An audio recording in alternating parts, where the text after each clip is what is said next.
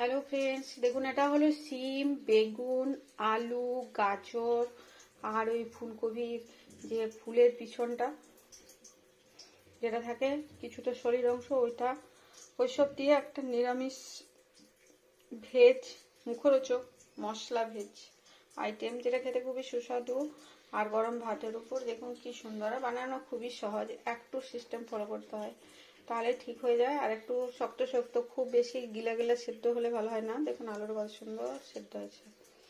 আর এই যে বেগুনের ডান্ডি দেখুন, এটা আমার খুব ফেভারিট। এটা হচ্ছে বেগুনের ডান্ডি আর এটা হচ্ছে সিম। এভাবে কাট করতে হবে। তো বানানো খুব সহজ, ধনেপাতা দেওয়া, সব কিছু দেওয়া।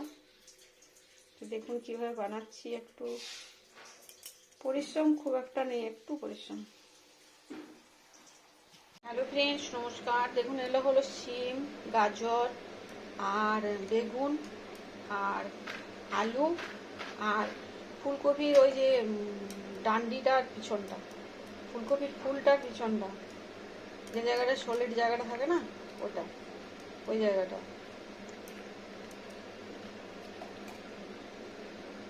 ফুলটা নেওয়ার পর থেকে যে মোটা অংশটা থাকে ওখানটা। এটাই নিরামিষ ভেজ বানাবো আজকে। দেখুন কিভাবে বানাই। এখানে কড়াই গরম হয়ে গেছে খুব সুন্দর, মানে সাদা তেল দেবো প্রথম। এখানে দিয়ে নেবো 5 ফোড়ন, কয়েক দানা।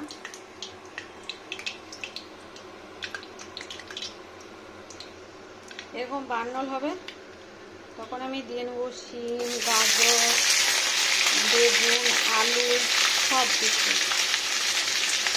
বেগুনের ডান্ডিটা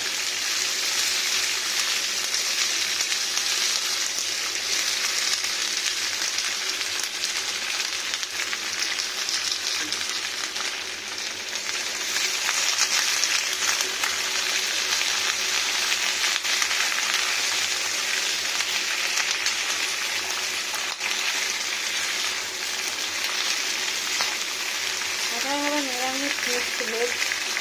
এখানে ভাজবে অনেকক্ষণ। এখন লবণ দিচ্ছি না। হ্যাঁ,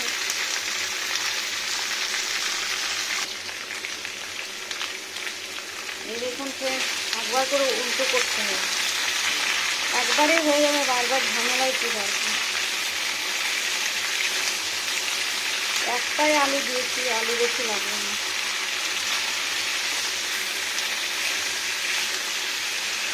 এরকম দাগ পড়বে।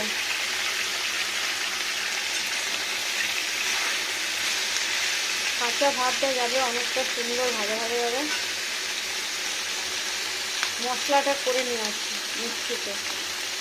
জিরে, একটা শুকনো লঙ্কা আর একটু জিরে আর একটু সর্ষে আর একটু সামান্য পরিমাণ পোস্ত মিশে নেবো মিক্সিতে।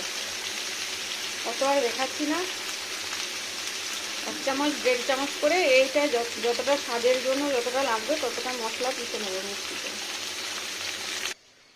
আসলে মিক্সিটা আমার রান্নাঘরে থাকে না, এই ঘরে থাকে। এই দেখুন পিষে নিলাম সব কিছু পেস্ট, জিরে, সর্ষে আর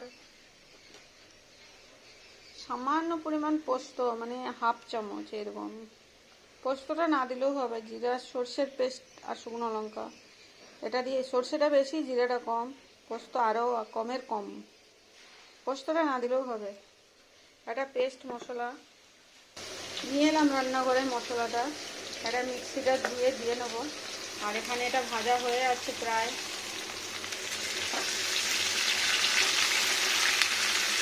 একটু ভাজবে, তারপরে লবণ দেবো। এখনো লবণ দিইনি। লবণ দিয়ে দিলে জল কেটে যাবে, তেলটা, এই জিনিসগুলো ভাজা যাবে না। তো পরিপূর্ণভাবে ভাজা যায়।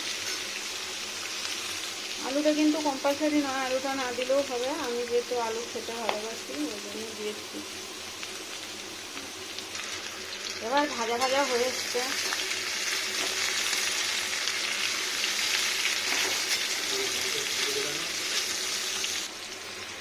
এবারে অ্যাড করছি লবণ।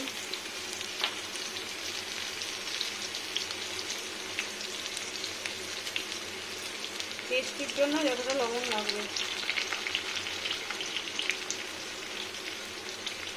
একটু নুন ঝাল আর ভালো হলে ভালো হবে, টেস্টি টেস্টি।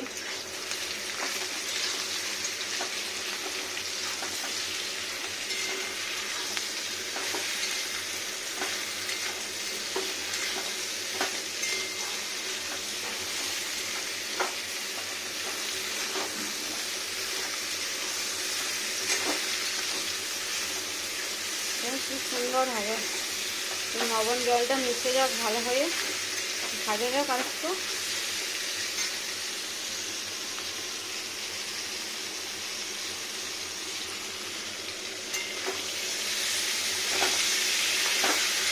কি সুন্দর ভাজা ভাজা হলো। আর কড়াইটা না অনেক পুড়বে, একটুও টেম্পারেচারটা করে দিই।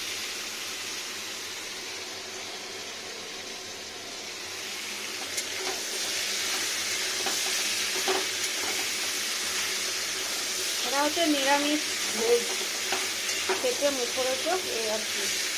কাঁচা লঙ্কা চাই, এখানে পোস্ত সর্ষে সব মিক্স মশলাটা ঢেলে দিই। কত সুন্দর টেস্ট হয়েছিল।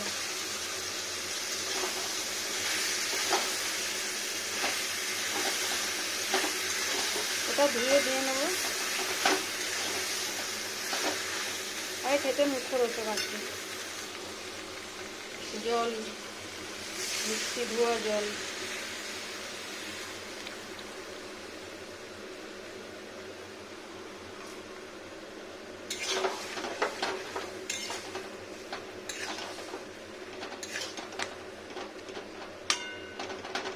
কাঁচা লঙ্কা চাই,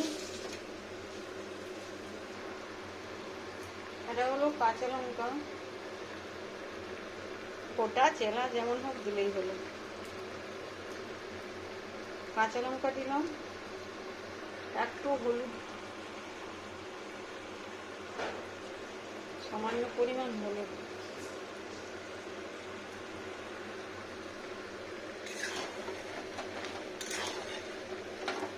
খুব বেশি সেদ্ধ হলে ভালো লাগবে না। এমনিতেই ভাজতে ভাজতে পুরো সেদ্ধ হয়েই গেছে, প্রায় 70% মতো, আর 23%, 30% এরকম। পুরো 100% না করলেও হবে, সেটাই বলতে চাইলাম। এটা হলো একটু সাইডে একটু জল দিয়ে নেব, আর একটু হলেও ফুটবে তো, ওই জন্য এটা দিলাম। আর এখানে দিয়ে নেব ধনে পাতা, এই যে ধনে পাতা রেখেছি, ধনে পাতাটা কুচি কুচি করে দিয়ে নেব। দেখুন দিয়ে নিলাম ধনে পাতা। আর এখানে আছে কিছুটা টমেটো, একদম ছোট ছোট, কম পরিমাণ কিন্তু, মিষ্টি টমেটোটা। এবার ঢেকে নেবো, তাহলেই হয়ে যাবে। একটু কাঁচা সর্ষের তেল উপর থেকে হালকা, এটা হচ্ছে সর্ষের তেল, আরে স্মেলটা ভালো হবে। এবার ঢেকে নেবো একটা থালা, কিছুক্ষণ ঢাকা দিয়ে নেবো, ব্যাস হয়ে যাবে। দেখুন ফ্রেন্ডস, ঢাকাটা খুলি, কেননা বেশি মশলা দিয়ে ফুটানোর দরকার নেই, কেন সর্ষের একটা যে সুন্দর স্মেল থাকে, ওটার গন্ধটা থাকাই ভালো। খুব ফুটে গেলে অন্যরকম হয়ে যাবে। একদম স্লো টেম্পারেচার করে দিই, মিক্সিটা ধুয়ে নিতে হবে। হলুদ পালট করে নিই, তাহলেই হয়ে গেল রান্নাটা। এরকম মশলা ঘোলা ঘোলা। বন্ধ করে দিই ওভেনটা। দেখুন কত সুন্দর আলুটা সেদ্ধ হয়েছে। বেশিক্ষণ রাখতে হলো না কিন্তু, এটা খুব সুন্দর টেস্টি খেতে, গরম ভাতের উপর খুব সুন্দর। এটা রাইসেরই আইটেম অ্যাকচুয়ালি।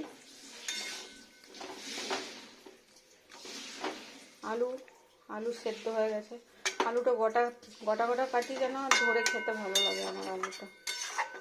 ব্যাস হয়ে গেল, একে শিফট করে দেবো, ঢেলে নেবো না, কড়াই থাক, গরম থাকবে, গরম জিনিসটা খেতে টেস্টি।